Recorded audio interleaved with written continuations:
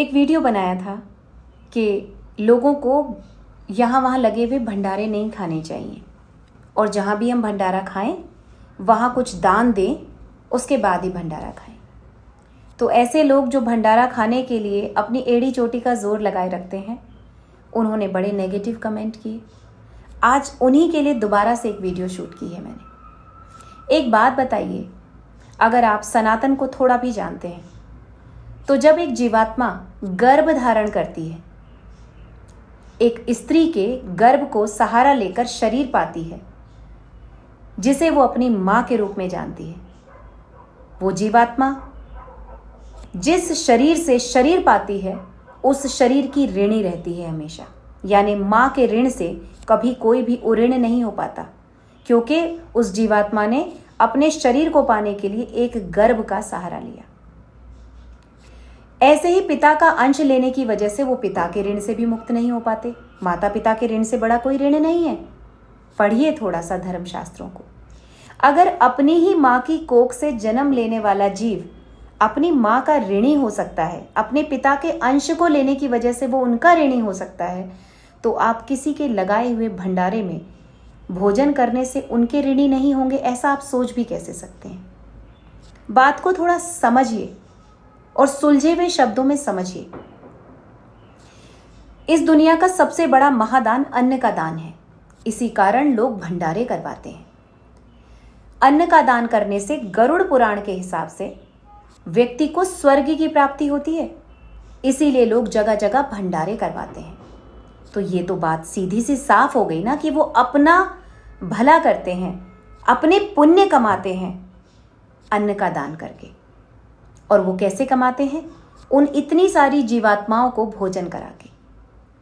कैसे कमाते हैं? लॉजिकली आपने उनके जीवन का जो भार था वो उनके अन्न के थ्रू थोड़ा थोड़ा ग्रहण किया, उनका भार कम हुआ, उनका यश बढ़ा, उनके स्वर्ग के रास्ते खुले, उनके पुण्य के रास्ते खुले। अब अगर महीने में आपने 5 जगह 10 जगह भंडारे खाए तो सबका थोड़ा थोड़ा भार लेने से आप पर कितना भार बनता है, उस बारे में विचार कीजिए जरा। अगर एक जीवात्मा अपनी मां की कोख का इस्तेमाल करके जन्म लेने पर उसकी ऋणी हो सकती है, तो आप किसी के द्वारा दिए गए अन्न का भक्षण करने से उसके ऋणी नहीं होंगे, ऐसा आप कैसे सोच सकते हैं? इसका सिर्फ एक ही तरीका है। एक तो बेवजह जो अननोन वे में कहीं रास्तों में भंडारे लगे होते हैं, उनमें आप ना खाएं। अगर खा रहे हैं या तो वहां श्रम दान करें। श्रम दान कैसे होगा? थोड़ी देर खड़े होकर वहां प्रसाद बांटिए, या फिर किसी भी दान पात्र में जाकर कुछ धनराशि छोड़कर आइए। खाइए आप भंडारे, कोई परेशानी नहीं है।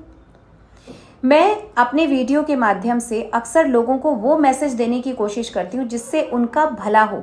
हम कर्म बंधन में बंध के ही तो बार बार जन्मते और मरते हैं। मेरी कोई इंट्यूशन गलत नहीं है, आप लोग अदरवाइज ना लें। विश्वास करें, जहां भी खाएं भंडारों में, वहां पर कुछ थोड़ा सा दान कर दें, या तो श्रम दान करें या धन दान करें और खाएं। लोग कह रहे हैं अमरनाथ में जाते हैं कितने भंडारे करते हैं, कितने खाते हैं। अरे वहां भी दान पात्र होता है, वहां भी दान दीजिए तब भंडारे खाइए, अन्यथा आपकी पूरी यात्रा का फल वो व्यक्ति ले जाएगा जिसने भंडारे लगाए हैं। समझ नहीं आ रही आप लोगों को?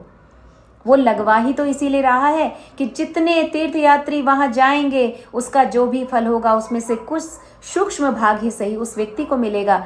जो व्यक्ति उसका अन्न खाएगा ना, वो प्रार्थना दिल से आत्मा से उसको आशीर्वाद देगा। सीधा सा लॉजिक है, इसमें बहस करने की कोई बात नहीं है। मैं कहती हूँ खाइए भंडारे, दान देकर आ जाइए। दूसरी बात, प्रसाद तो प्रसाद के तौर पर होता है। प्रसाद तो कहते हैं इतना सा लेना चाहिए, हथेली में आ जाए। अब अगर आप 10-10 पूरियां खा रहे हैं वहाँ बैठकर, 4-4 बार हलवा ले रहे हैं, तो फिर वो प्रसाद कहाँ रह गया? मैंने आप लोगों को शायद बताया नहीं, मुझे किसी ने बताया है कि लोगों ने ग्रुप बनाया हुआ है भंडारों के एरिया में। जहाँ भी भंडारा होता है वो मैसेज में पूरा लोगों को पहुँचा दिया जाता है, आ जाओ वहाँ पे भंडारा, ये मेन्यू, आ जाओ।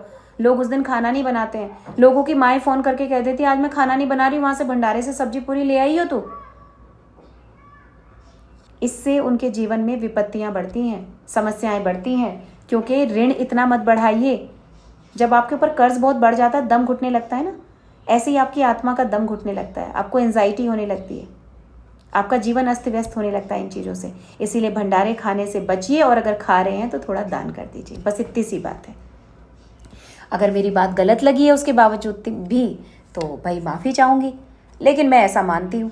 हम लोग भी खाते हैं भंडारे, हमारे यहाँ मंदिरों में प्रसाद होता है, हम मांग के लेते हैं, लेकिन हम वहाँ मंदिरों में कुछ कुछ देते भी रहते हैं दान पात्र में। बस इतनी सी बात है।